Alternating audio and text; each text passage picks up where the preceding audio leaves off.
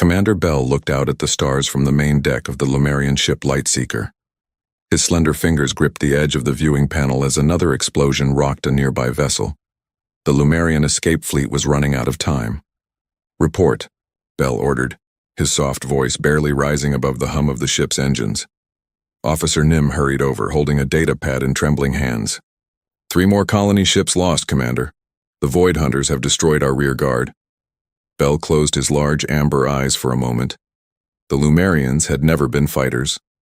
Their homeworld, with its low gravity and gentle climate, had not forced them to develop the strength or aggression needed for war. Their tall, thin bodies were built for thought and creation, not battle. "How many ships remain?" Bell asked.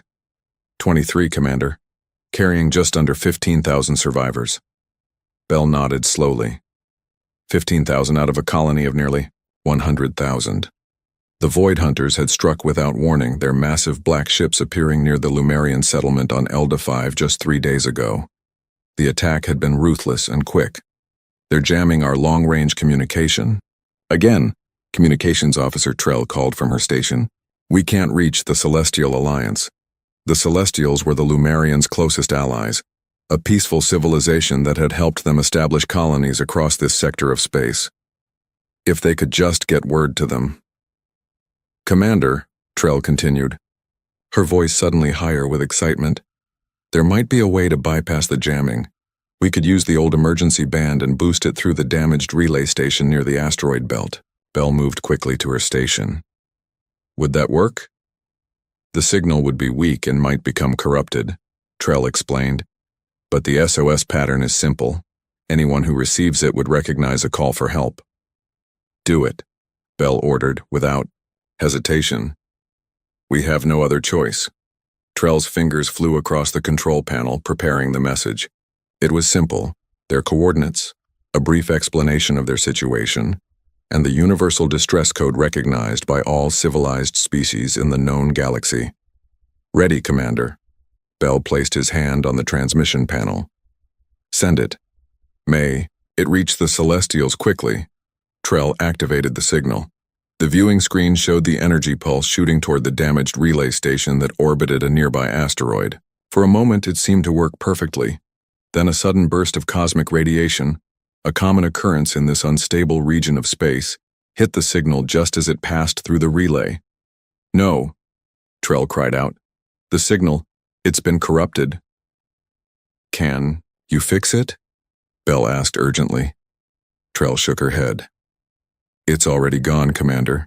Parts of the message are scrambled, including the recipient codes that would have directed it to celestial space." "Where will it go?" Bell asked, dread filling his voice. "I don't know," Trell admitted. "It's still broadcasting our coordinates and the distress pattern, but it could reach anyone now." Bell turned back to the viewing window. In the distance, the massive ships of the Void Hunters grew closer.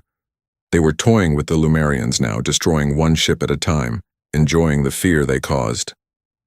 "Prepare the remaining ships for another jump," Bell ordered. "We need to stay ahead of them, for as long as possible."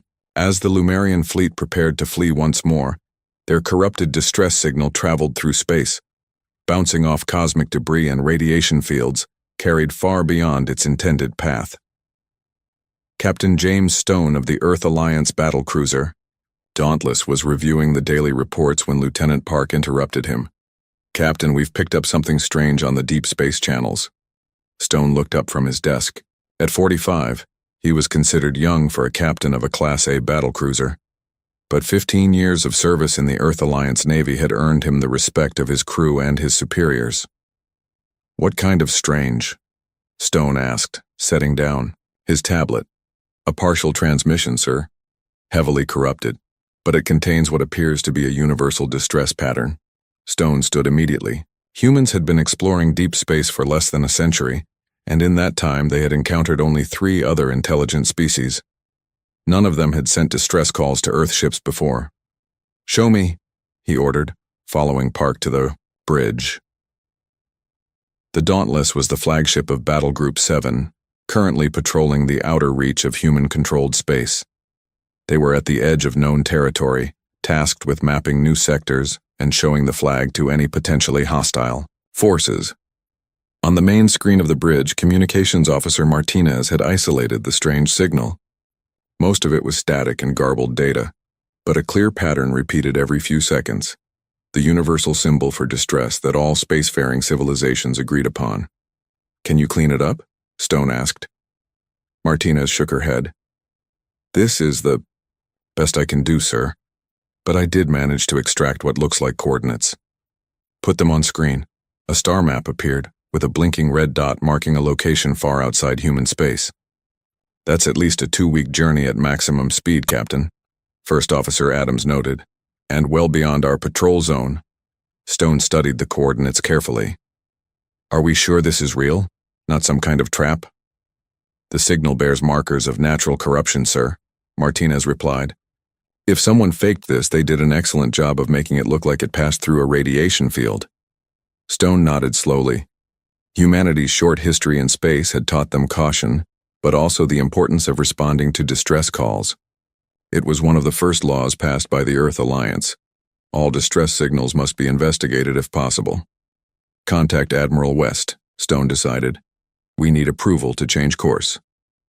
20 minutes later, Stone stood before the holographic image of Admiral West, who commanded all Earth forces in this sector. "You're certain about this signal, Captain Stone?" the Admiral asked, her face serious.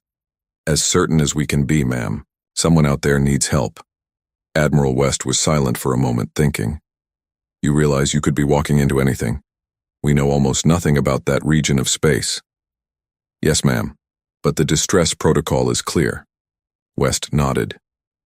"So, it is very well, Captain. Battle Group 7 is authorized to investigate, but approach with extreme caution. If there's any sign of a trap, you pull back immediately." "Understood, Admiral." After the transmission ended, Stone returned to the bridge and gave the order. "Set course for the coordinates in the distress signal. Maximum speed." As the 5 ships of Battle Group 7 changed direction and accelerated to their top speed, none of the humans aboard realized they were responding to a call never meant for them. They didn't know they were about to encounter 2 alien species, one desperate for salvation, the other intent on destruction. And neither of those alien species had ever encountered humans before. They had no idea that they were about to meet beings from a high-gravity world, where constant environmental threats had forged a physically stronger, more resilient species than most in the galaxy. The humans were coming, and they were bringing with them all the strength, endurance, and fighting spirit that evolution on a death world had given them. The battlecruiser Dauntless led the way, its massive engines pushing it faster than any Lumerian ship could travel. Captain Stone stood on the bridge watching the stars streak by, wondering what they would find at the end of their journey. 2 weeks to destination, sir," Adams reported. Stone nodded. "All ships to battle readiness level 2. I want weapon systems checked daily and combat drills for all crew. Whatever's waiting for us out there will be ready." Little did he know that the Lumerians were counting down the days until their inevitable capture by the Void Hunters. Their corrupted distress call, sent to the wrong part of space, had reached the most dangerous allies they could have hoped for. Help was coming, but it was coming in a form they could never have expected. 2 weeks passed quickly aboard the human ships. The crew of the Dauntless spent their days preparing for whatever they might find at the source of the distress signal. No one knew what to expect, but Captain Stone made sure they would be ready for anything. "Dropping out of faster-than-light travel in 30 seconds, announced the navigator. Captain Stone stood at the center of the bridge, hands clasped behind his back. "All hands to battle stations. Shields at maximum." The 5 ships of Battle Group 7 slowed as they entered normal space. Immediately, their sensors began scanning the area.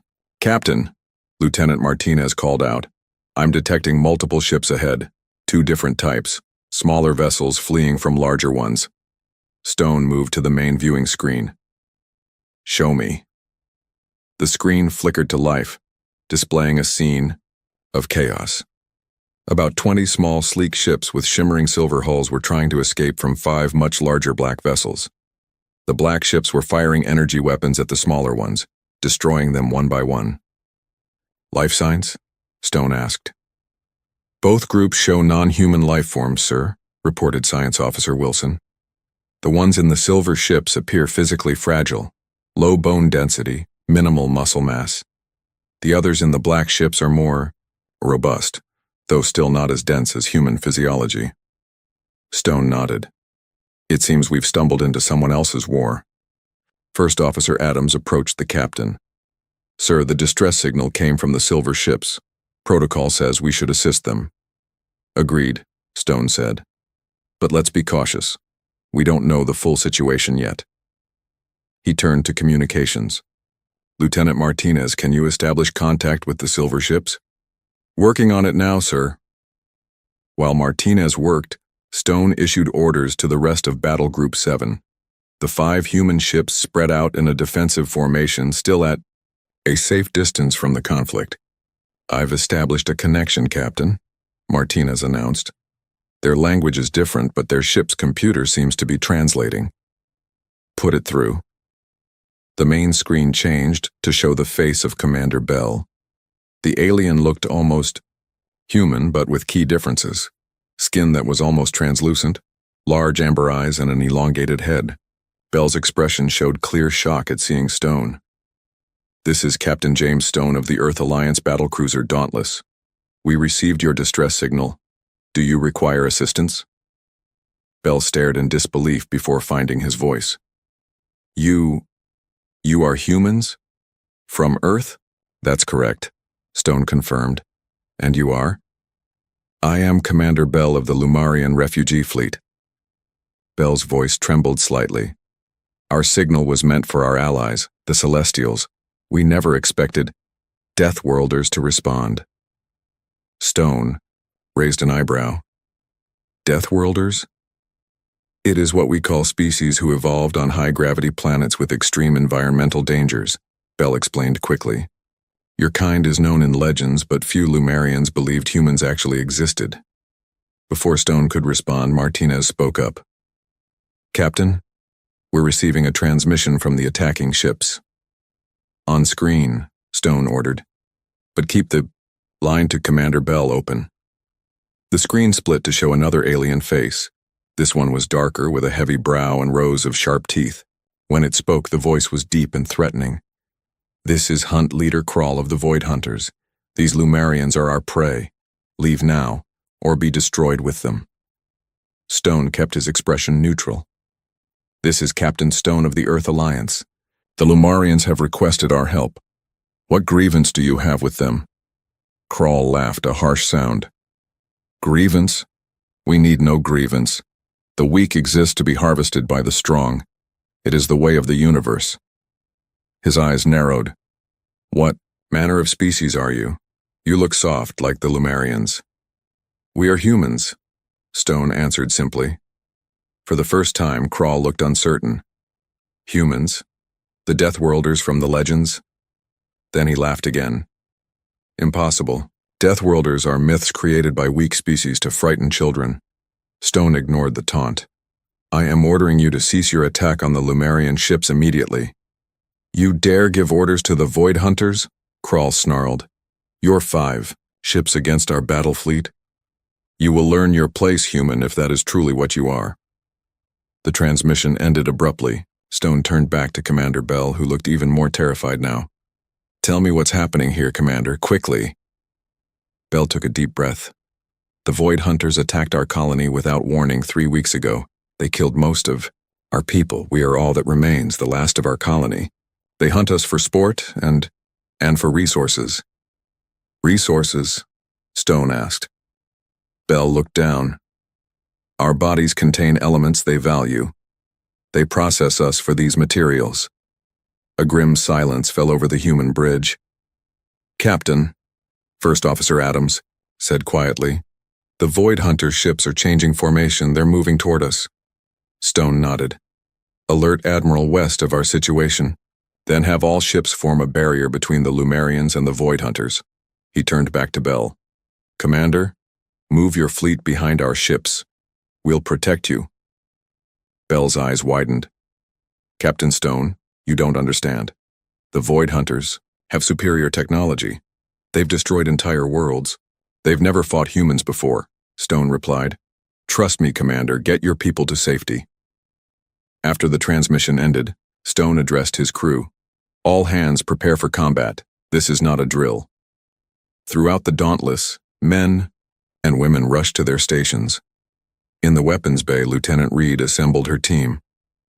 "What are we up against, Lieutenant?" asked one of the younger Marines. Reed adjusted her battle armor. "Aliens who think they're predators. Time to show them what real predators look like." Back on the bridge, Stone watched as the Void Hunter ships approached. He had studied the scans of their vessels and noted both their strengths and weaknesses. "Sir," Wilson reported, "I've analyzed their ships. Their armor is impressive, but their maneuvering thrusters are exposed. A targeted strike could disable them." Stone nodded. "Good work. Share that information with all ships." The Lumerian vessels moved behind the human formation, their silver hulls reflecting the light of the distant stars. From the Lightseeker, Commander Bell watched in amazement as the much smaller human fleet positioned itself between them and the Void Hunters. "Will they actually fight for us?" Officer Nim asked, standing beside Bell. "They don't even know us." "They answered our distress call," Bell said quietly. "That means something to them." On the Dauntless, Captain Stone opened a channel to all human ships. "This is Captain Stone. We came here to answer a call for help, and that's exactly what we're going to do. The Void Hunters believe that the strong should prey on the weak. Let's show them what happens when they pick on someone their own size. Battle Group 7 weapons free." The 5 human ships, though smaller than the Void Hunter vessels, moved with precision and speed that surprised both alien species. The Dauntless led the formation, its engines glowing as it accelerated toward the enemy. The first shots were fired by the Void Hunters, powerful energy beams that streaked across space toward the human ships. But the Earth vessels were faster than they looked, changing direction with an agility that the bulky Void Hunter ships couldn't match. From his command chair, Hunt Leader Krull watched in growing concern as the human ships evaded his first attack. "What are these creatures?" he growled. "No matter. Increase power to forward cannons. Destroy them all." The battle had begun, and as the Lumerians watched from a safe distance, they witnessed something they had never seen before. Another species, fighting to protect them, with a ferocity and skill born from thousands of years of evolution on a world that had never stopped trying to kill them. The Deathworlders had arrived, and they had come to help. Aliens sent an SOS to the wrong species. Deathworlder fleet replied. Part 3. The Battle. The space between the stars lit up with energy beams and missile trails as the battle began. The 5 human ships moved with surprising speed and coordination against the larger Void Hunter vessels. "Evasive pattern Delta," Captain Stone ordered calmly as the Dauntless rolled to avoid another energy blast. "Target their port thrusters and fire." The human ship's weapons officer responded immediately, launching a barrage of missiles that streaked toward the lead Void Hunter vessel. 3 of the 5 missiles hit their target, causing explosions that rocked the alien ship. "Direct hit, Captain," First Officer Adams reported. "Their port thrusters are damaged." Stone nodded. "Good. Now they can't turn as quickly to their left. All ships, exploit that weakness." Aboard the Void Hunter command ship, Hunt Leader Krull slammed his fist on his control panel. "How are they so accurate? These humans move like water." His weapons officer looked up nervously. "Their reaction time is unusual, Hunt Leader, and their ships are built for speed rather than power." "I don't care what they're built for," Krull snarled. "Destroy them." The Void Hunters intensified their attack, launching a wave of fighter craft from their larger vessels. The smaller fighters flew toward the human ships, their weapons charging. Stone watched the new threat approach. "Launch interceptors. Have them engage the fighters while we continue focusing on their capital ships." Smaller craft shot out from the human vessels, piloted by expert fighter pilots. The space around the larger ships became a chaotic dance of small craft dueling at incredible speeds. In one of the human interceptors, Flight Lieutenant Rodriguez spun her craft in a tight spiral, avoiding enemy fire while lining up her shot. "These guys are big but slow," she said to her wingman over the comm. "Use that against them." The human fighters darted between the larger Void Hunter fighters, using their superior maneuverability to devastating effect. One by one, the alien fighters began to explode or drift powerless in space. Meanwhile, the battle between the larger ships continued. Two of the human vessels focused their fire on one Void Hunter ship, their coordinated attack overwhelming its shields. "Their lead ship is disabled, Captain," Adams reported, "and our other battle groups report similar success." Stone nodded. "Good, but don't get overconfident. These Void Hunters aren't giving up yet." He was right. Krall, seeing one of his ships, badly damaged, ordered a new tactic. "Concentrate all fire on the human flagship. Ignore the others for now." 3 Void Hunter vessels turned their massive weapons toward the Dauntless, unleashing a barrage that made the shields of the human ship glow bright blue, with the strain of absorbing so much energy. "Shields at 60% and falling," reported the tactical officer. Stone gripped the arms of his command chair. "Reroute emergency power to shields. All other battle group ships continue the attack on their vessels. Don't worry about us." The Dauntless shuddered as another blast hit its shields. Stone knew they couldn't take much more of this concentrated firepower. "Sir, I have an idea." Lieutenant Reed's voice came over the comm. Reed was the leader of the ship's marine unit, stationed in the launch bay with her team. "Let me take a strike team across to their disabled ship. If we can capture it, we might learn more about their weaknesses." Stone considered this for only a moment. "Approved, Lieutenant, but be careful. We know nothing about their internal defenses." "That's what makes it fun, sir," Reed replied with a grim smile that Stone couldn't see. Within minutes, Reed and a team of 12 Marines boarded a small armored shuttle and launched from the Dauntless toward the disabled Void Hunter vessel. Using the chaos of the larger battle as cover, they approached the enemy ship undetected. "Look for an entry point," Reed ordered her pilot as they circled the massive black hull. "There, a damaged section near what looks like a docking bay." The shuttle slipped through the opening, landing in a half-destroyed hangar. Reed and her team, dressed in full battle armor, moved out quickly, weapons ready. "Remember, we're in their gravity and atmosphere now," Reed warned.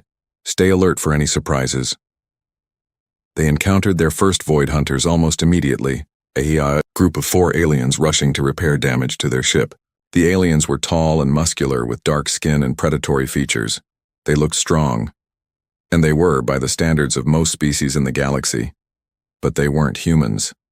The Void Hunters raised their weapons, but Reed and her team were faster. 2 of the aliens fell immediately to precise shots. The other 2 charged forward, apparently confident in their physical superiority. Reed met the charge head-on, surprising the alien with her speed and strength. The Void Hunter outweighed her by at least 50 pounds. But Reed had been born and raised on Earth, a high-gravity world that had shaped humanity for thousands of generations. She blocked the alien's attack and struck back with a quick blow, to what she hoped was a vulnerable spot. The Void Hunter staggered back, clearly shocked by her strength. "Not so weak after all, am I?" Reed said, pressing her advantage. The rest of her team made similarly short work of the remaining aliens. The humans moved deeper into the ship, fighting their way toward what their scans suggested was the bridge. Back in space, the main battle had shifted in favor of the humans. With one Void Hunter ship disabled and now being boarded, the others were fighting defensively, trying to protect their damaged companion. From the Lumerian vessels watching at a safe distance, Commander Bell and his crew stared in amazement. "How is this possible?" Officer Nim whispered. "The Void Hunters have never been defeated before." Bell shook his head slowly. "Because they've never fought Deathworlders before." He turned to his communications officer. "Are you recording all of this? The Celestials will never believe it otherwise." On the disabled Void Hunter ship, Lieutenant Reed and her team fought their way to the bridge. The aliens they encountered were fierce but unprepared for the speed, strength, and tactical thinking of the human Marines. They're not used to fighting enemies who can actually hurt them, Reed realized as they secured another corridor. They're used to hunting prey, not facing predators. Finally, they reached the bridge. After a short but intense firefight, Reed stood over the ship's commander, a wounded void hunter who glared up at her with hatred and confusion. "How?" the alien demanded. "You are smaller than us. You should be weaker." Reed smiled behind her helmet. "Size isn't everything. It's what your planet throws at you that matters." She tapped her comm unit. "Captain Stone, we've secured the bridge of the enemy vessel, awaiting further orders." On the Dauntless, Stone allowed himself a small smile. "Well done, Lieutenant. Download whatever data you can from their systems. We need to know more about these Void Hunters." The battle outside continued, but now the remaining Void Hunter ships were in full retreat. With one of their vessels captured, and 2 others badly damaged, Hunt Leader Krall made the difficult decision. "Fall back," he ordered, his voice tight with rage. "Regroup at the staging point." As the 3 remaining Void Hunter ships turned and accelerated away from the battle, cheers erupted throughout the human fleet. They had faced an unknown enemy with superior numbers and technology, and won. Stone opened a channel to Commander Bell. "The immediate threat has been dealt with, Commander. Your people are safe for now." Bell's face appeared on the screen, his expression a mixture of awe and relief. "Captain Stone, there are no words to express our gratitude. You and your kind have saved us from extinction." "We responded to a distress call," Stone said simply. "That's what humans do." As the human fleet regrouped, tending to their wounded and repairing damage, Lieutenant Reed's team continued exploring the captured Void Hunter vessel, sending valuable data back to the Dauntless. And far away, the retreating Void Hunters sent urgent messages to their home fleet. They had encountered a new species, one that defied their understanding of the galaxy, one that had humiliated them in battle. The Deathworlders were real, and they had made a powerful enemy today. The day after the battle, Captain Stone stood in a conference room aboard the Dauntless, studying a holographic display of the star system. Around him were his senior officers and Admiral West, who appeared via secure communication from her command, ship now rushing to join them. "The Void Hunters will return," Stone said, pointing to several possible approach vectors. "And next time they'll bring more ships." Admiral West nodded from her screen. "I agree.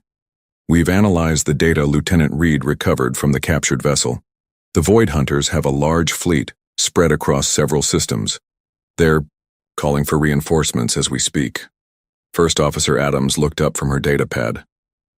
"How long do we have?" 3 days, maybe 4, replied Science Officer Wilson. "Their nearest major base is in this system." He pointed to a star about 2 light-years away. Stone turned to Communications Officer Martinez. "Any word from the Celestials? Have they responded to Commander Bell's messages?" "Yes, sir. They've acknowledged and are sending ships, but they're over a week away." Stone nodded. "Then we need to prepare for another battle while we wait for reinforcements." He looked at the Admiral. "Ma'am, what are our orders regarding the Lumerians?" Admiral West's expression was serious. "Earth Command has reviewed the situation. Our official position is to protect the Lumerians and establish formal contact. This is our first opportunity for a genuine alliance with another species. We can't waste it." "Understood," Stone replied. "I'll arrange a meeting with Commander Bell today." After the briefing ended, Stone prepared to visit the Lumerian command ship. He selected a small delegation: himself, First Officer Adams, Science Officer Wilson, and Lieutenant Reed, whose actions in boarding the enemy ship had earned her recognition. They traveled in a shuttle to the Lightseeker, the main Lumerian vessel. As they approached, they could see the sleek silver ship up close for the first time. It was beautiful, with flowing lines that seemed more artistic than functional. "Their design philosophy is different from ours," Wilson observed. "Form over function. When you don't evolve on a death world," Reed replied, "you can afford to be pretty." The shuttle docked at an airlock, and the human delegation was met by a group of Lumerians. In person, the aliens were even more striking, tall and slender, with graceful movements and large, expressive eyes. They led the humans through corridors decorated with intricate patterns of light to a meeting chamber. Commander Bell stood as they entered. "Captain Stone, welcome aboard the Lightseeker." We are honored by your presence. Stone nodded respectfully. The honor is ours, Commander. Thank you for hosting us. As they sat around a circular table, Stone noticed how the Lumerians moved carefully, as if the humans' mere presence made them nervous. He tried to appear less intimidating, keeping his movements slow and deliberate. I must admit, Bell began, many of my people are still processing what happened yesterday. The Void Hunters were thought to be unstoppable, yet your ships defeated them. We had the advantage of surprise, Stone said modestly. They won't underestimate us next time. Bell's large eyes blinked slowly. Next time? You believe they will return? We know they will, Stone confirmed. They're calling for reinforcements. A murmur of concern passed through the Lumerians. Bell leaned forward. Then we must flee immediately. Our remaining ships can... Commander, Stone interrupted. Gently, running isn't the answer. They'll just keep hunting you. We need to stand and fight together. Together? Bell seemed confused. But why would you continue to risk your lives for us? You've done more than enough already. First Officer Adams spoke up. It's what we do, Commander. On Earth we have a saying, the only thing necessary for evil to triumph is for good people to do nothing.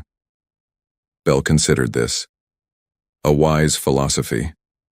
But you must understand, Captain, we Lumerians are not fighters. Our species evolved on a gentle world with few predators and abundant resources. We became builders, thinkers, healers, but never warriors. You don't need to be warriors, Stone replied. We can handle the fighting, but we need to know more about you, your technology, your knowledge of this region of space.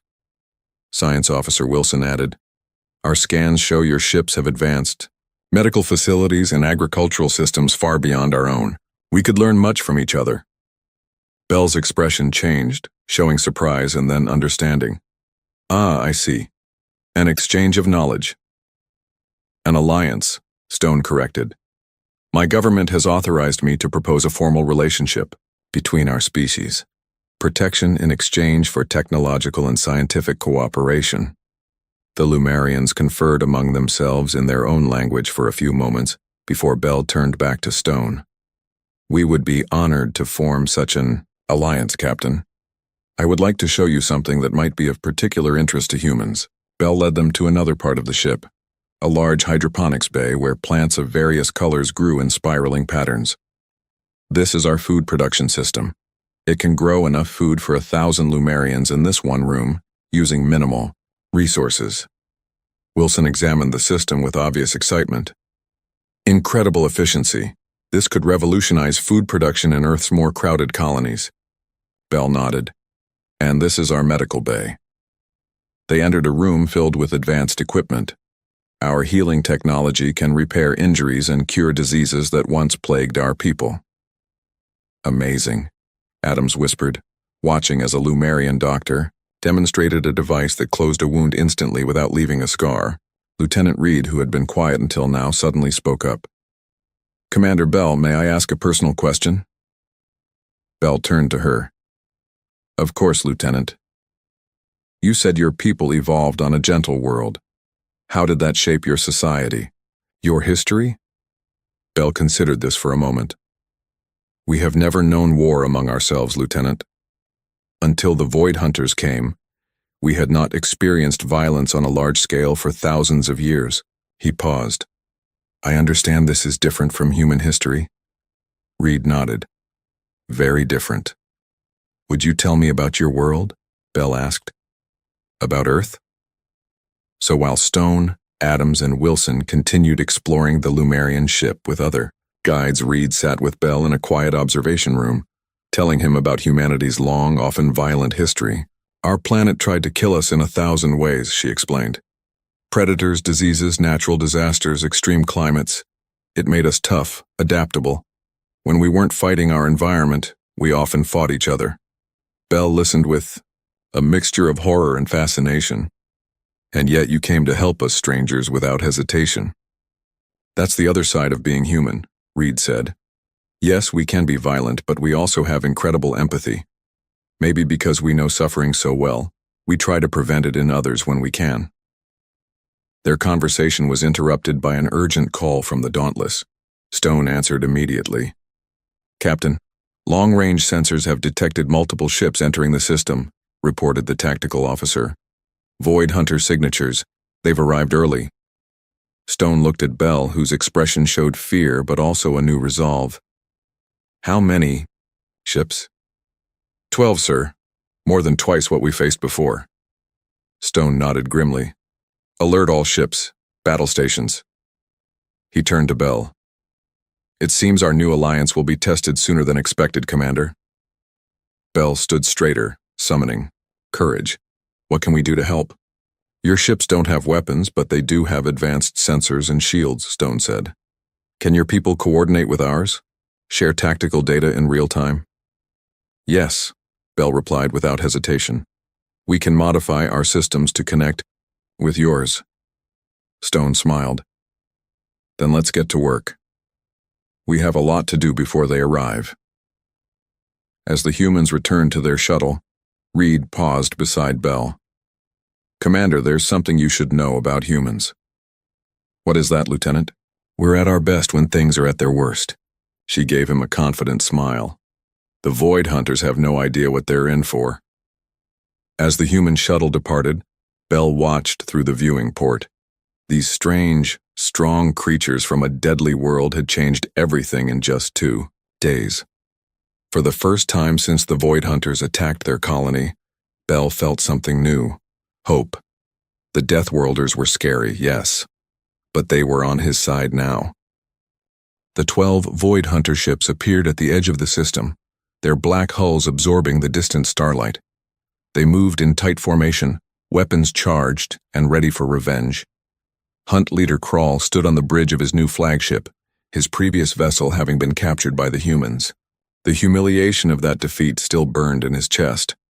Display the enemy formation, he ordered. A holographic image appeared, showing the 5 human ships positioned in a defensive line in front of the Lumerian vessels. Behind them, the captured Void Hunter ship now flew human colors. They dare to use one of our own ships against us, Krall growled. They will pay for their arrogance. His second-in-command approached cautiously. Hunt leader, we've received new information about these humans. They come from a high-gravity world with extreme environmental conditions. Our databases classify their home planet as a Class 5 death world. Krall's eyes narrowed. So the legends were true. It matters not. We have them outnumbered more than 2 to 1. But sir, the last time we were unprepared, Krall snapped. This time we know what we face. He turned to his tactical officer. Begin the attack. On the Dauntless, Captain Stone watched the approaching enemy fleet with calm resolve. The past 3 days had been spent in intense preparation. The human and Lumerian crews had worked around the clock to integrate their systems and develop new tactics. They're coming in fast, First Officer Adams reported. Formation suggests they'll try to overwhelm us with numbers. Stone nodded. Just as we expected. He opened a channel to the Lumerian command ship. Commander Bell, are your sensors ready? Bell's face appeared on the screen. Yes, Captain. We're tracking all 12 enemy vessels and feeding the data to your tactical systems in real time. Excellent. Maintain position behind our defensive line. Your shields should hold if any of them break through. Bell's expression was solemn but determined. Good luck, Captain. We're counting on you. Stone turned to communications. Open a channel to all human ships. When Martinez nodded, he addressed his fleet. This is Captain Stone. We've faced these enemies before and beaten them. Today we fight not just for ourselves, but for our new allies. Remember your training, trust your instincts, and watch out for each other. Battle Group 7. Engage at will. The human ships moved forward to meet the Void Hunter fleet. This time, there was no hesitation on either side. Space erupted with weapons fire as the two forces collided. The Void Hunters had learned from their previous defeat and focused their attack on the flanks of the human formation, trying to get around them to the vulnerable Lumerian ships behind. They're trying to split us up, Adams observed. Let them try, Stone replied. Lieutenant Reed, is your team ready? Reed's voice came through clear over the comm. Ready and waiting, Captain. Execute Operation Trojan. On the captured Void Hunter ship, now renamed Defiance, Lieutenant Reed and her team of Marines waited as their vessel appeared to drift away from the main battle, as if damaged. The ship had been carefully modified over the past days, with Lumerian stealth technology integrated into its systems. They're taking the bait, Reed said as her tactical display showed 2 Void Hunter ships breaking off to intercept them. Charging weapons. Wait for them to get closer. The Void Hunters approached, cautiously but confidently, believing they were about to recapture one of their own ships. They didn't realize that while the outside looked the same, the inside now contained a crew of determined humans and several of the Lumerians' most advanced technological systems. Now, Reed ordered. The Defiance suddenly came to life, its engines flaring as it accelerated directly toward the nearest Void Hunter ship. At the same time, hidden weapon ports opened along its hull, revealing new weapons developed by combining human and Lumerian technology. The Void Hunters, caught by surprise, tried to turn away, but it was too late. The Defiance fired, blue-white energy beams cutting through the enemy shields like they weren't there. Direct hit, shouted Reed's weapons officer. Their main power core is destabilizing. The first Void Hunter ship exploded in a flash of light, while the second turned to flee, only to run straight into the waiting guns of another human vessel. Back in the main battle, the human ships were holding their own despite being outnumbered. The Lumerian sensors gave them a crucial edge, allowing them to predict enemy movements and target vulnerable systems with pinpoint accuracy. The Defiance has taken out 2 enemy ships, Adams reported, and our other vessels have disabled 3 more. That's 5 down, 7 to go. Stone nodded. Signal all ships to execute Maneuver Delta. Let's finish this. The human fleet suddenly changed formation, confusing the Void Hunters who had been trying to predict their movements. The Earthship seemed to be retreating, pulling back toward the Lumerian position. Hunt Leader Crawl saw this as an opportunity. They're falling back. Press the attack. Destroy them all. The Void Hunter fleet surged forward, eager to finish off what they saw as a weakening enemy. They didn't notice that the Lumerian ships had moved into a specific pattern, their advanced shield systems humming with power. They're in position, Bell's voice came through to Stone. Ready when you are, Captain. Now, Commander. The Lumerian ships activated their modified shield technology, creating a massive energy field that trapped the pursuing Void Hunter vessels. At the same time, the human ships turned sharply and attacked from all sides. Caught in the Lumerian energy field, the Void Hunter ships couldn't maneuver properly. Their weapons fire was absorbed by the field while the human weapons passed through, specifically calibrated to the field's frequency. It was over in minutes. 3 more Void Hunter ships were destroyed, and the remaining 4, including Crawl's flagship, were severely damaged. Void Hunter command vessel is hailing us, Martinez reported. Put them through, Stone ordered. Crawl's face appeared on screen, his expression a mixture of rage and disbelief. How? How is this possible? You are so few, and we are many. Stone's reply was calm. Quality over quantity, Hunt Leader. Your ships are retreating. I suggest you join them while you still can. Crawl snarled but said nothing more. The transmission ended abruptly. They're withdrawing from the system, Adams confirmed moments later. All 4 remaining vessels. A cheer went up throughout the bridge. Stone allowed himself a small smile before opening a channel to the Lumerian ship. Commander Bell, the enemy is retreating. Your people are safe. Bell's face showed wonder and gratitude. Captain Stone, you have done the impossible twice. The Lumerian people will never forget this. 1 week later, a new ship arrived in the system, the lead vessel of the Celestial Alliance, the faction the Lumerians had originally tried to contact. The Celestials were shocked to find their gentle friends now working side by side with legendary Deathworlders. In the main conference room of the Dauntless, Captain Stone sat with Commander Bell as they welcomed the Celestial Ambassador, a being of light and energy contained in a crystalline form. We received your distress call, the ambassador said to Bell, "but it seems you found unexpected help." Bell nodded. "The best kind of help, Ambassador. The humans have protected us, shared their strength, and asked only for friendship in return." The ambassador turned to Stone. "Captain, the Celestial Alliance has heard many stories about Earth and its people. Some call you dangerous, others call you unpredictable. We can be both," Stone acknowledged, "but we can also be loyal allies and friends." The ambassador seemed to consider this. "Perhaps it is time for the galaxy to rethink its view of Deathworlders. Your actions here speak louder than any legend."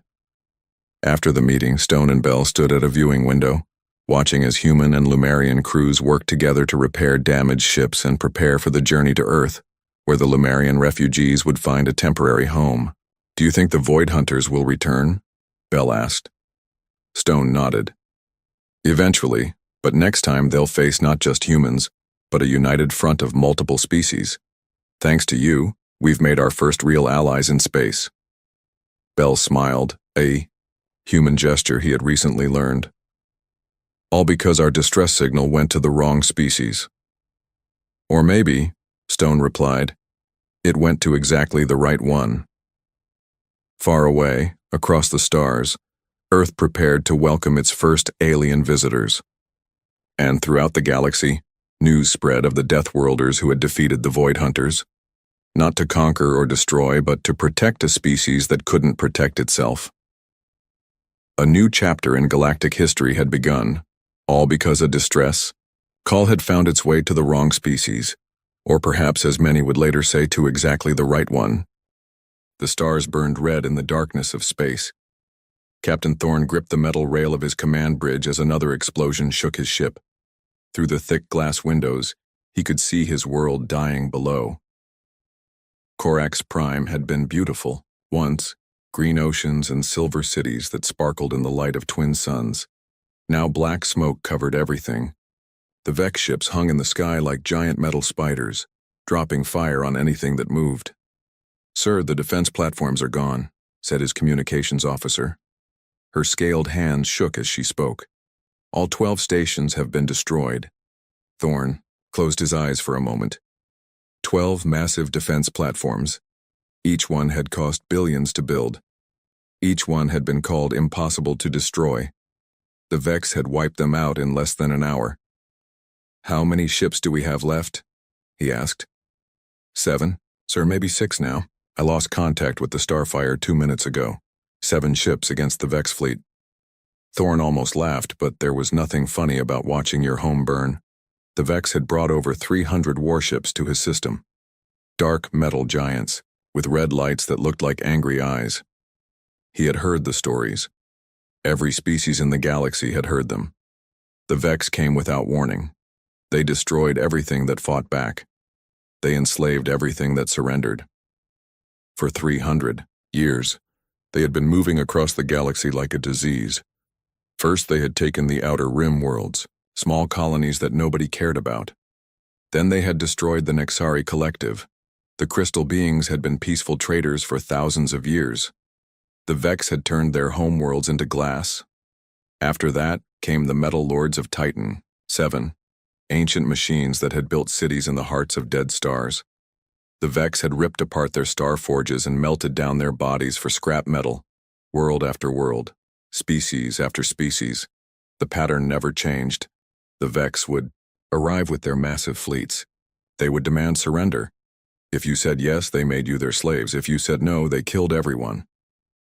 "Sir, incoming transmission from the Vex flagship," the communications officer said.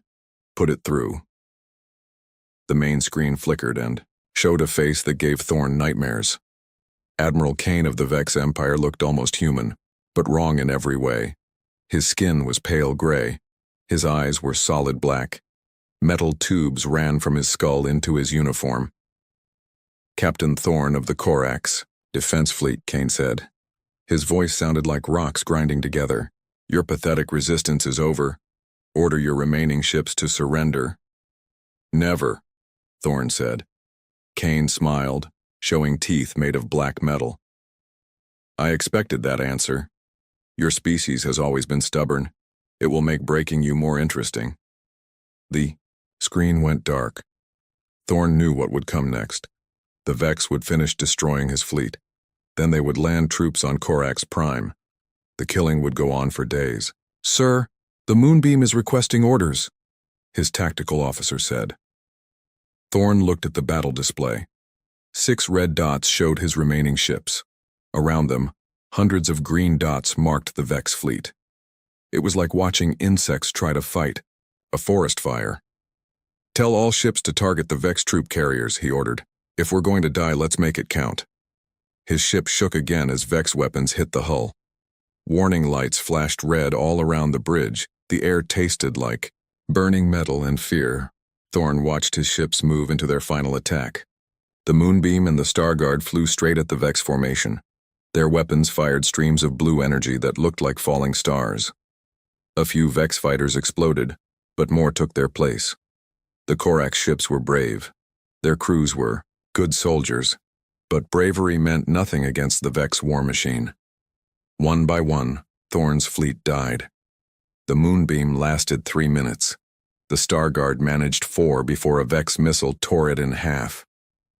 "Sir, we're the last ship," the communications officer said. Her voice was very quiet. Thorn nodded. He had known this moment would come.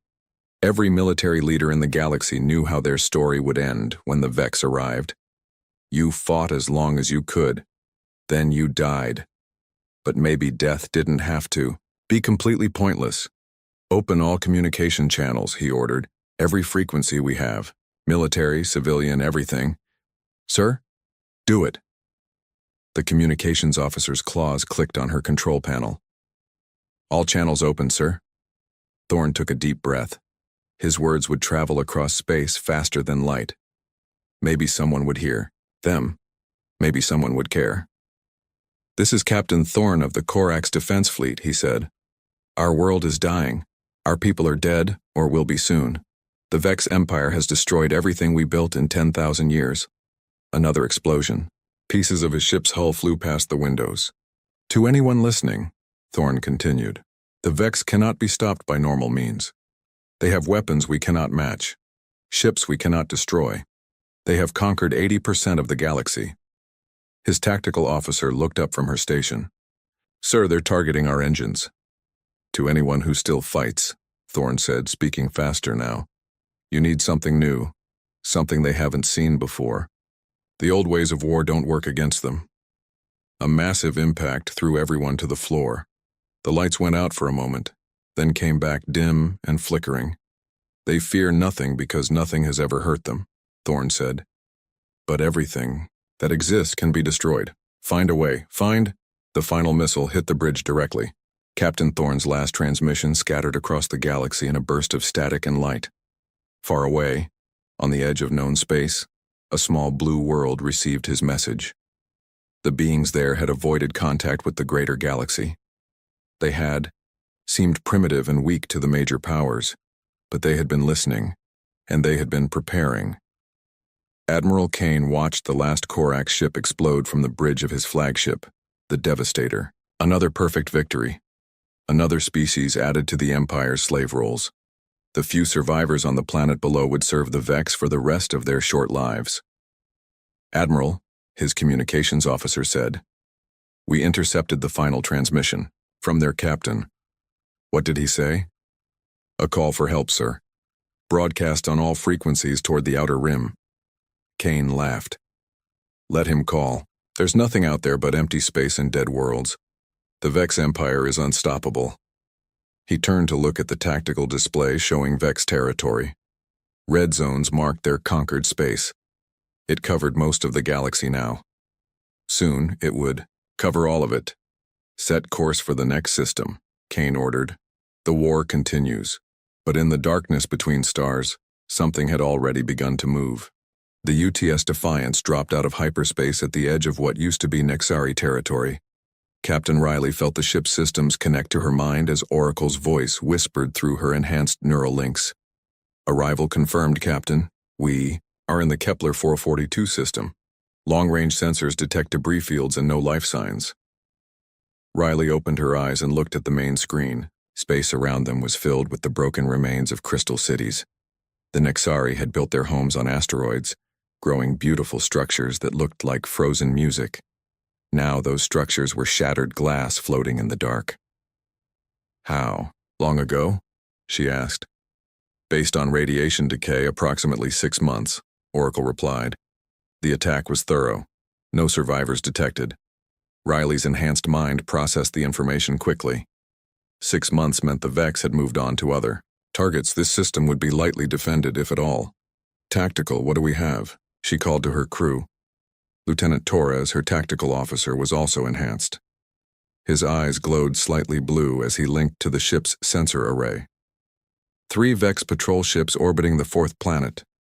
Standard cruiser class. They're scanning the ruins for salvageable materials. Perfect, Riley said. Time to introduce ourselves.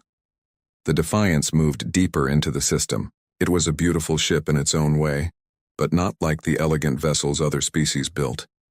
Human engineering focused on function over form. Every line of the ship was designed for war. Captain, said Communications Officer Park, we're receiving a transmission from the Vex patrol leader. Let's hear it. The alien voice that came through the speakers sounded annoyed. Unknown vessel, you are entering Vex territory without authorization. Identify yourself and state your business. Riley smiled. It was not a pleasant expression. Open a channel. Channel open, Captain. This is Captain Riley of the United Terran Defense Force, she said. I'm here to deliver a message. There was a pause. Then the Vex commander spoke again, this time with amusement in his voice. Terran? We have no record of your species in our databases. Are you refugees from one of our recent conquests? No, Riley said. We're something new. Whatever you are, you will surrender immediately. Resistance is futile. We are the Vex Empire. Riley looked at her crew. Enhanced humans at every station, their minds linked to the ship's systems. They had trained for this moment for years. Oracle, she said quietly. Tactical analysis. 3 Vex cruisers, each approximately 800 meters in length. Standard, plasma weapons and kinetic shields. Crew complement roughly 200 per ship. They are moving to surround us. Weaknesses? Their shield generators are positioned on the outer hull. Directed energy weapons could overload them with sufficient power. Their weapon systems have a 2-second charging cycle between shots. Riley nodded. 2 seconds was a lifetime in combat when you could think and react in milliseconds. All hands prepare for combat, she announced. This is what we trained for. The Vex ships moved into attack formation. They were confident. 3 ships against 1 was good odds, especially when dealing with an unknown species that probably had inferior technology. Commander Vex, leader of the patrol group, studied the human ship through his tactical display. It was larger than his cruisers but didn't look particularly impressive. Thick armor and lots of weapon ports, but nothing his ships couldn't handle. Target their engines first, he ordered. The Empire will want to study their technology before we destroy them. The first Vex ship fired a stream of superheated plasma. The energy beam lanced across space toward the Defiance's rear section. It never reached its target. Point defense systems along the human ship's hull activated faster than any organic eye could follow. Dozens of small turrets swiveled and fired, streams of coherent light. The plasma beam hit the defensive fire and scattered into harmless radiation. What? Commander Vex stared at his display. How did they? The Defiance's main weapons fired. Twin beams of concentrated energy hit the first Vex cruiser amidships. The alien shields flared bright blue, then overloaded and collapsed. The beams punched through the hull like it was made of paper. Secondary explosions rippled along the ship's length as power systems overloaded. The cruiser broke in half. Both pieces tumbled away, trailing atmosphere and debris. Impossible, Commander Vex whispered. Riley felt Oracle's satisfaction through their neural link. The AI had calculated the exact frequency needed to overload Vex shields. Human technology had advantages the aliens couldn't imagine. 2 targets remaining, Torres reported. They're trying to flank us. Let them come, Riley said. The second Vex ship fired missiles. 12 plasma warheads streaked toward the Defiance at tremendous speed. Any normal ship would have been destroyed. The Defiance wasn't normal. Its point defense grid came alive. Hundreds of small lasers tracked the incoming missiles with perfect precision. Each warhead was intercepted and destroyed before getting within a kilometer of the human ship. The space around the Defiance lit up like a fireworks display. Their defensive systems are incredible, Commander Vex said to his remaining ship. Focus all fire on a single point. We have to overwhelm their... The Defiance rotated and fired its secondary weapons. Kinetic rounds moving at 30% of light speed hit the second cruiser before the alien commander could finish his sentence. The projectiles passed through the ship's shields like they weren't there and punched massive holes in the hull. The cruiser's fusion reactor destabilized. It exploded in a ball of white-hot plasma that briefly outshone the system's star. Commander, Vex was alone now. His remaining ship faced the human vessel in the wreckage of his patrol group. 2 ships destroyed in less than 3 minutes. His hands shook as he reached for the communication controls. "This is Commander Vex to all Vex forces," he transmitted. "Priority alert. Unknown hostile species has appeared in Sector 7. They possess advanced weapons technology. My patrol group has been destroyed. I am the only..." Riley had heard enough. "Oracle, jam his communications." "Communications jammed, Captain. Now end this." The Defiance's main cannon charged up. Energy readings spiked as the weapon drew power from the ship's fusion reactors. Commander Vex watched his sensors scream warnings about the energy buildup targeting his ship. "Please," he transmitted to the human vessel. "I surrender. My ship surrenders." Riley's voice came back cold and clear. The Nexari tried to surrender, too. How did that work out for them? The main cannon fired. The energy beam struck the Vex cruiser's bridge and continued through the entire length of the ship. The vessel split apart like a broken toy. Silence returned to the Kepler 442 system.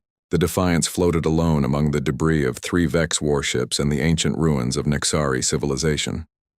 "Scan for survivors," Riley ordered. "No life signs detected," Torres reported. "All Vex vessels have been destroyed." Riley leaned back in her command chair. Her first combat action against the Vex had lasted exactly 12 minutes. 3 enemy ships eliminated with 0 damage to her own vessel. Oracle, analysis of Vex combat capabilities. Their technology is approximately 50 years behind current human military standards, the AI reported. Their tactics are designed to overwhelm weaker opponents through numbers and fear rather than technological superiority. What about their main fleets? Based on intercepted communications, their heavy warships are larger, but use the same basic technology. Estimated time to develop countermeasures: minimal. Riley smiled. The Vex Empire had conquered the galaxy by fighting species that hadn't prepared for war. They were bullies who had never faced a real opponent. "Set course for the next Vex outpost," she ordered. "Send a message to Admiral Beck. Tell him first contact was successful. The enemy is not as strong as they appear." "Course plotted, Captain. Engaging hyperspace drive." As the Defiance jumped to its next target, the wreckage of the Vex patrol continued to drift in space. Soon, salvage crews would find the debris and try to understand what had destroyed 3 warships so easily. But by then, Captain Riley and her crew would be long gone, carrying their war deeper into Vex territory. The galaxy's bullies were about to learn what happened when they picked on someone who could fight back. The age of Vex terror was ending. The age of human vengeance had begun. The message reached Earth 3 days after Captain Thorne died. Admiral Beck sat in the underground command center beneath the Rocky Mountains. The room was carved from solid rock and filled with screens showing data from across human space. Every wall displayed maps of star systems, ship positions, and resource reports. "Play it again," Beck said. The communication officer pressed a button. Captain Thorne's voice filled the room, broken by static but still clear enough to understand. His desperate words about the Vex Empire and their unstoppable advance made everyone listen in silence. "That's the 15th message we've received this month," said Colonel Hayes, Beck's second in command. "All saying the same thing. The Vex are coming, and no one can stop them." Beck nodded slowly. He was an old man with gray hair and tired eyes. He had spent 40 years preparing for this day. How long before they reach our border? At their current speed, 6 months, Hayes replied. Maybe less if they don't stop to enslave survivors. Beck stood up and walked to the largest screen. It showed the galaxy with different colors marking different territories. Red zones belonged to the Vex Empire. Blue zones were human space. The red was spreading like spilled blood across the stars. Gentlemen, Beck said, activate Project Titan. A door at the back of the room opened. Dr. Morgan walked in, carrying a metal briefcase that never left her side. She was younger than Beck, with sharp eyes and hands that moved quickly when she talked. Are you sure, Admiral? She asked. Once we reveal Project Titan, there's no going back. The galaxy will know what humanity can do. The galaxy is dying, Beck said. If we wait any longer, there won't be anyone left to save. Dr. Morgan set her briefcase on the table and opened it. Inside were data chips containing humanity's greatest secret.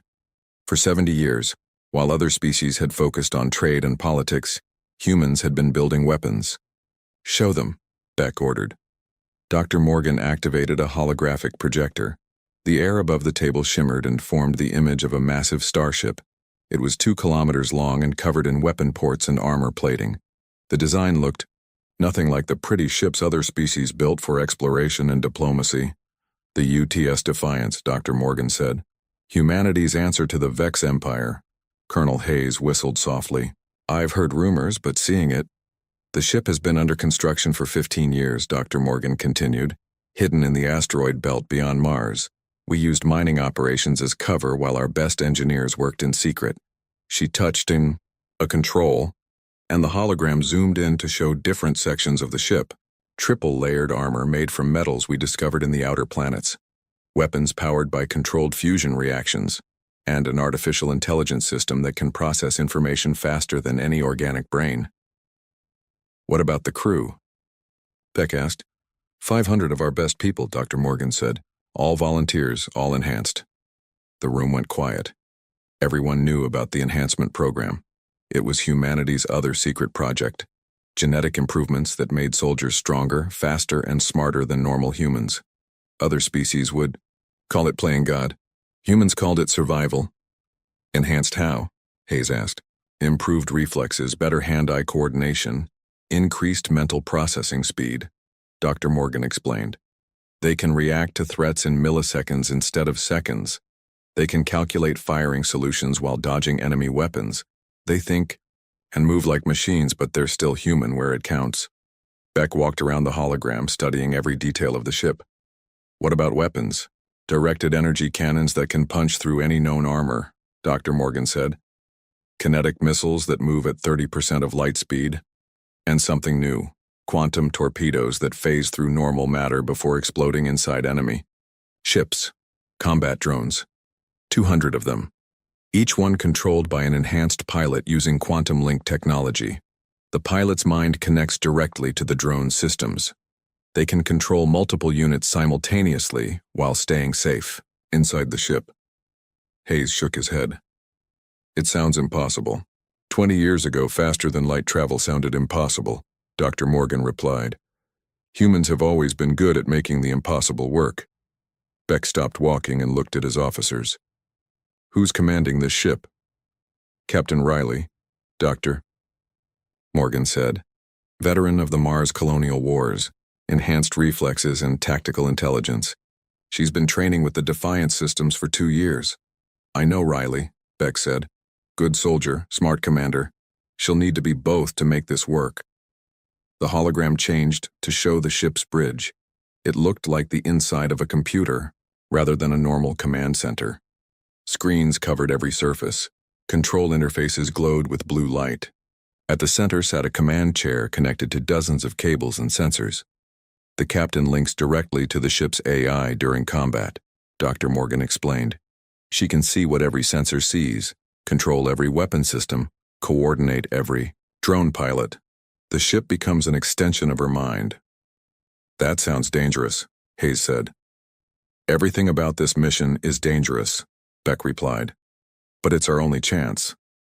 Dr. Morgan closed the hologram and packed her briefcase. The Defiance finished its final tests yesterday. All systems are operational. The crew is ready for launch. Beck walked to a secure communication terminal in the corner of the room. His hand hovered over the activation key. Once he pressed it, everything would change. Humanity would leave its hiding place and enter the Galactic War. "Admiral," Hayes said quietly, "are we ready for this? We've spent centuries avoiding contact with alien species. Now we're going to fight their war." "It's not their war anymore," Beck said. "The Vex won't stop with alien worlds. They'll come for us next. Better to fight them now while we still have allies left in the galaxy." He pressed the activation key. Alarms began sounding throughout the underground base. Red lights flashed as the facility switched to war mode. All across human space, similar alarms were sounding in hidden bases and secret shipyards. "Send the activation codes to Captain Riley," Beck ordered. "Tell her she has full authority to engage the enemy at her discretion." "What about the other species?" Hayes asked. "Should we warn them that we're coming?"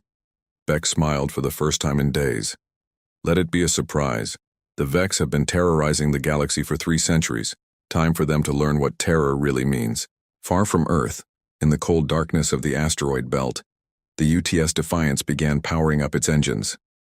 Captain Riley sat in the command chair as cables connected to her enhanced nervous system. Around her, 500 of humanity's finest warriors prepared for a war that would decide the fate of the galaxy. The ship's AI, Oracle, spoke in a voice that sounded almost human. "All systems ready, Captain. Course plotted for Vex territory." "Take us out, Oracle," Riley said. "It's time to end this war." The Defiance moved from its hiding place among the asteroids. Its engines glowed like small stars as the massive ship accelerated toward enemy space. Behind it, the lights of Earth grew smaller until they disappeared completely. Humanity was no longer hiding. The real war was about to begin. Admiral Kane stood on the bridge of his flagship, the Devastator, reading reports that made no sense. 3 patrol ships destroyed, no survivors, no distress calls, just wreckage and empty space where his forces used to be. "Show me the debris analysis again," he ordered. His science officer, a pale creature with metal implants covering half his face, activated the holographic display. "The damage patterns are unlike anything in our databases, Admiral. The hull breaches were caused by directed energy weapons of unknown design. The precision is disturbing." Kane studied the floating images of twisted metal and burned circuits. "What species did this?" "They called themselves Terrans, sir. We have no records of this species in our conquered territories." "Then find them," Kane snarled. "Deploy Squadron 7 to investigate. 12 heavy cruisers should be enough to handle whatever destroyed our patrol." "Yes, sir. Squadron 7 is already moving to intercept." Kane turned to look out at the stars. In 300 years of conquest, no single ship had ever defeated multiple Vex vessels. Whatever these Terrans were, they would learn the same lesson as every other species. Resistance was futile. Captain Riley felt the Defiance drop out of hyperspace near the industrial world of Forge Prime. The planet had once belonged to a species called the Builders. Now it was a Vex slave camp, mining rare metals for the Empire's war machine. "Sensor sweep complete," reported Lieutenant Torres.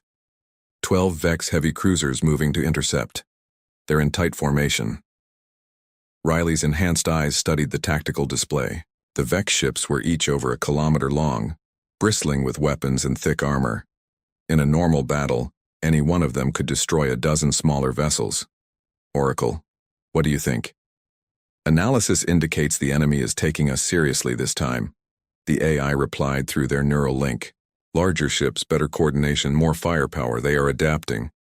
"Good. Time to show them why that won't help." Riley activated the ship's intercom. "All drone pilots prepare for launch. This is what we trained for." Deep inside the Defiance, 200 enhanced humans sat in chairs that looked like electronic cocoons. Cables connected their minds directly to combat drones stored in the ship's launch bays. Each pilot could control multiple drones simultaneously, their enhanced reflexes allowing them to fight battles at speeds no normal person could match. Drone bay doors opening, announced Pilot Marcus, the squadron leader. All units ready for launch. Launch when ready, Riley ordered. The Defiance's hull split open in dozens of places. Combat drones poured out like angry wasps from a disturbed nest. Each drone was small and fast, armed with weapons that could destroy ships 10 times their size. Commander Voss, leading Squadron 7, watched the human ship release its drone swarm. What are those things? Unknown combat units, his tactical officer replied. 200 separate contacts, they're moving in perfect coordination. Fighters, Voss decided. Target the carrier ship. Once we destroy their base, the fighters will be helpless. He was wrong. The drone swarm split into multiple groups, each moving with impossible precision.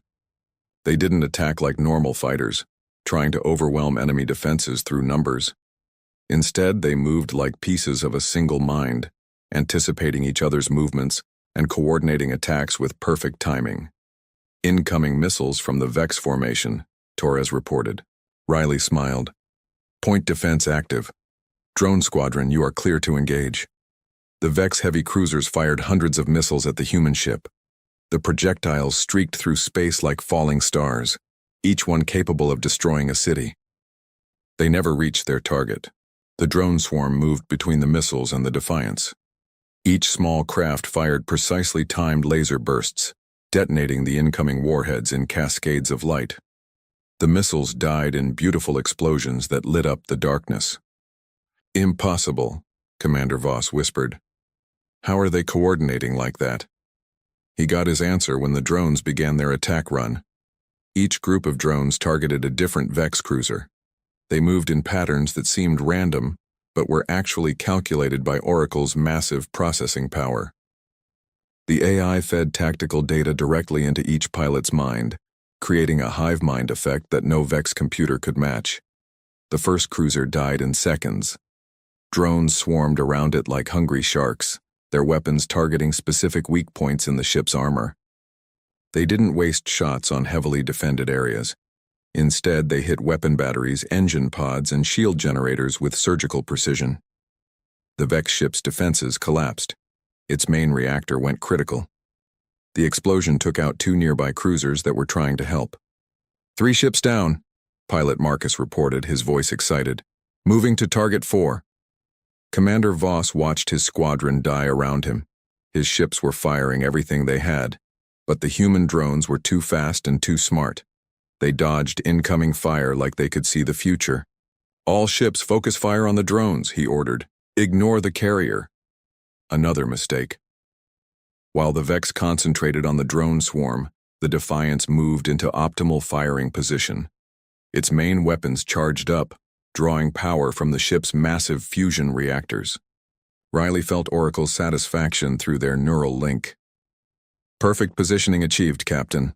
All targets in optimal firing arc. Fire. The Defiance's main batteries spoke with the voice of concentrated starlight. Energy beams lanced out, at light speed hitting 3 Vex cruisers simultaneously.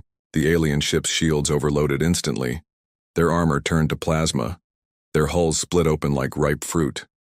This is impossible, Commander Voss screamed into his communicator. How is one ship destroying my entire squadron? Riley's voice came back calm and cold.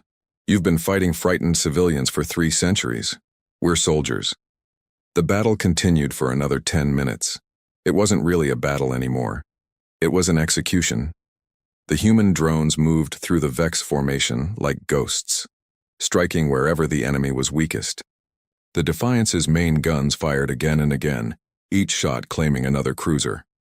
The Vex return fire was wild and desperate, hitting nothing but empty space.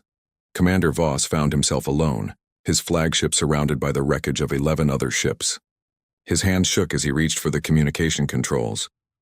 This is Commander Voss to Admiral Kane, he transmitted. Priority emergency, the Terrans. They're not like the other species. They fight like us. But better, much better. Explain yourself. Kane's voice crackled back. They have technology we've never seen.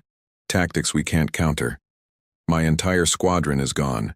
12 heavy cruisers destroyed by a single enemy ship. Silence on the channel.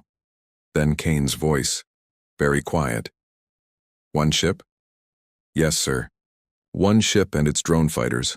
Admiral, we need to rethink our strategy. These Terrans are... The transmission cut off as the Defiance's main cannon reduced Voss's flagship to glowing debris. Riley leaned back in her command chair, feeling the adrenaline of battle fade from her enhanced system. Around her, the bridge crew was already preparing for the next engagement. Damage report, she ordered. Minor scoring on the outer hull, Torres replied. No significant damage. All systems operating at full capacity. Drone losses? 3 units destroyed, 7 damaged, pilot Marcus reported. Repairs underway. Riley nodded. 12 Vex heavy cruisers destroyed, and they had lost 3 small drones. The mathematics of this war were very much in humanity's favor. Oracle, scan for Vex communication traffic. Multiple emergency transmissions detected, the AI reported. The enemy appears to be confused. Many ships are requesting new orders. Some are abandoning their patrol routes. Fear, Riley said with satisfaction. They're finally afraid. For 3 centuries, fear had been the Vex Empire's greatest weapon. They conquered through terror, making species surrender rather than face their military might. Now that fear was turning against them. On occupied worlds throughout Vex space, slaves heard whispered stories about a ghost ship that appeared from nowhere and destroyed entire squadrons. Resistance groups began sabotaging Vex installations, inspired by tales of the mysterious Terrans who could actually fight the Empire and win. Set course for the next target, Riley ordered. Send another message to Admiral Beck. Tell him the enemy is beginning to fracture. Fear is spreading through their ranks. Message sent, Captain. Course plotted for the Zerion system. As the Defiance jumped to hyperspace, its crew prepared for the next battle. Each engagement brought them closer to the heart of the Vex Empire, and each victory spread more terror through enemy ranks. The hunters had become the hunted. The galaxy's greatest predators were learning what it felt like to be prey, and Captain Riley was just getting started. Admiral Kane stood in the war room of his flagship, surrounded by holographic displays showing the collapse of his empire. Red zones on the galactic map were turning gray as his forces abandoned their positions. Fear had spread like a virus through the Vex military. How many ships have we lost to this single Terran vessel? He asked. His aide, General Nex, checked his datapad with shaking hands. 47 warships in the past month, sir, including 3 of our best squadron commanders. Kane slammed his fist on the table. One ship? How is one ship destroying my entire fleet? The reports are consistent, Admiral. They fight unlike any species we've encountered. Their technology is superior to ours. Their tactics are perfect. Kane looked at the tactical display showing his home system, Vex Prime. Over 3,000 ships surrounded the planet, the largest fleet ever assembled in galactic history. Every available warship had been recalled for the final battle. Let them come, Kane said. I don't care how advanced they are. No single ship can face 3,000. He was about to learn how wrong he could be. Captain Riley sat in her command chair as the Defiance dropped out of hyperspace at the edge of the Vex home system. Through her neural link with Oracle, she could sense the massive enemy fleet waiting for them. Tactical analysis, she said quietly. Oracle's voice whispered in her mind. 3,047 Vex vessels detected. Multiple ship classes from escort frigates to heavy dreadnoughts. They have formed a defensive sphere around their homeworld. Riley smiled. After months of hit-and-run attacks, the Vex had finally gathered their entire fleet in one place. Perfect. Communications. Open a channel to the Vex flagship. Channel. Open, Captain. Riley's voice carried across the void to Admiral Kane's bridge. Admiral Kane of the Vex Empire. I am Captain Riley of the Terran Defense Force. You have one chance to surrender. Kane's reply came back filled with rage. Surrender. You face the might of 3,000 warships. You are outnumbered beyond counting. Numbers don't matter when you're fighting the wrong war, Riley said. You've spent 3 centuries terrorizing civilians. We've spent the same time learning how to kill. Kane cut the transmission and turned to his fleet commanders. All ships, attack formation. Destroy that ship. Show the galaxy that the Vex Empire cannot be defeated. The massive fleet began to move, 3,000 ships advancing like a wall of metal and death. Any normal commander would have retreated. Any sane person would have run. Riley gave the order that ended an empire. Oracle, activate Protocol 7. The Defiance began to change. Sections of the ship's hull split apart like flower petals opening. Hidden bays revealed themselves, each one containing a smaller vessel. The single ship became 10, then 20, then 50 separate craft, each one crewed by enhanced humans and armed with humanity's most advanced weapons. What is this? Kane whispered, watching his tactical display fill with new contacts. Riley's voice came through the communication channel, now speaking from multiple ships simultaneously. You wanted to see our full strength, Admiral. Here it is. The Terran, fleet spread out in perfect formation.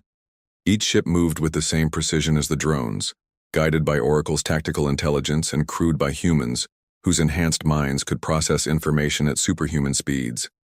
All ships, engage the enemy, Riley commanded. What followed was not a battle. It was a masterpiece of military destruction. The Terran ships moved through the Vex formation like surgeons with scalpels. They didn't waste shots or attack randomly. Every weapon fired at a specific target for a specific purpose. Every maneuver was calculated to maximize damage while minimizing risk. The Vex ships were large and powerful, but they were also slow and predictable. Their commanders had spent centuries fighting frightened civilians who barely fought back.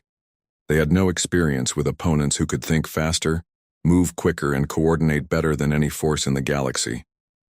The first 100 Vex ships died in the opening minutes. Terran energy weapons punched through their shields like paper. Quantum torpedoes phased through their armor and exploded inside their hulls. Kinetic rounds moving at impossible speeds simply erased entire sections of enemy vessels. Focus fire. On their command ships, Kane ordered desperately, take out their leaders. But there were no weak points in the Terran formation.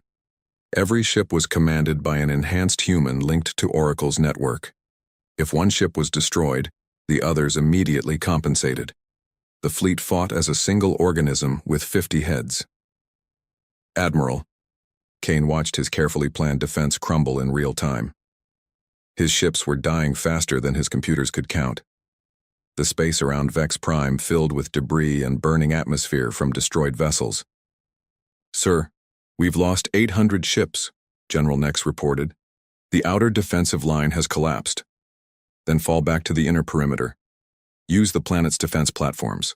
The surviving Vex ships retreated toward their homeworld, seeking shelter behind massive orbital weapons platforms. The platforms were each the size of cities, armed with cannons that could destroy moons. Riley watched the enemy withdrawal through Oracle's sensors. Target the defense platforms first. Clear the way to their flagship. The Terran fleet's main guns charged up simultaneously.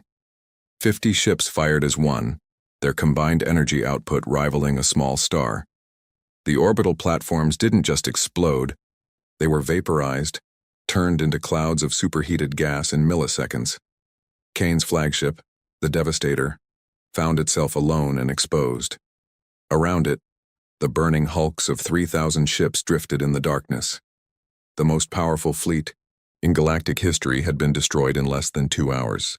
This is impossible, Kane said, his voice barely a whisper. Riley's ship approached the damaged flagship. Her voice came through the communication system one final time. You asked what we are, Admiral. We are what happens when a peaceful species decides to embrace war. We are what you created when you terrorized the galaxy for 3 centuries. Kane looked up at his tactical display, where a single Terran ship was targeting his bridge. Please, my ship surrenders. I surrender. The Corax tried to surrender, Riley said. The Nexari tried to surrender. How did that work out for them? The energy beam that destroyed Kane's flagship could be seen from the surface of Vex Prime. The explosion marked the end of 300 years of galactic terror. Riley stood on the bridge of the Defiance as her fleet regrouped around the conquered world. Below them, Vex Prime burned as liberation forces freed billions of slaves. Across the galaxy, the news was spreading. The Vex Empire was dead. "Captain," Lieutenant Torres reported, "we're receiving surrender transmissions from Vex forces throughout the galaxy. Most of their remaining ships are abandoning their positions." "Let them run," Riley said. "The war is over," Oracle's voice whispered in her mind. "Congratulations, Captain. Total Vex casualties, 97% of their military forces. Terran casualties, minimal." Riley nodded. The mathematics had been in humanity's favor from the beginning. The Vex had ruled through fear and superior numbers. When they faced an enemy with superior technology and training, their empire collapsed like a house of cards. "Send a message to Admiral Beck," she ordered. "Tell him the galaxy is free. The Vex Empire is finished." 3 months later, Riley stood in the observation deck of Terra Station, humanity's first embassy to the galactic community. Through the transparent walls, she could see ships from dozens of species arriving for the first Galactic Peace Conference. The freed species wanted to honor humanity as their saviors. They offered trade agreements, technology exchanges, and military alliances. Some even wanted to worship humans as gods of war. Riley had turned down most of the offers. Humanity had revealed its strength to save the galaxy, but they didn't want to rule it. They had learned the lesson of the Vex Empire. Power, without restraint, led to corruption and destruction. "Captain," Oracle said through the station's communication system, "Admiral Beck is requesting your presence at the peace negotiations. Tell him I'll be there in a moment." Riley looked out at the stars one more time. The galaxy was safe now, but she knew this was only the beginning. Humanity had stepped onto the galactic stage, and there would be new challenges ahead. But for now, for the first time in 3 centuries, the galaxy was at peace. Children on 1,000 worlds could sleep without fear. The age of terror was over, and if anyone else decided to threaten that peace, they would learn the same lesson as the Vex Empire. Humanity was done hiding. They had shown the galaxy what they could do when forced to fight. They hoped they would never have to do it again, but they were ready if they did.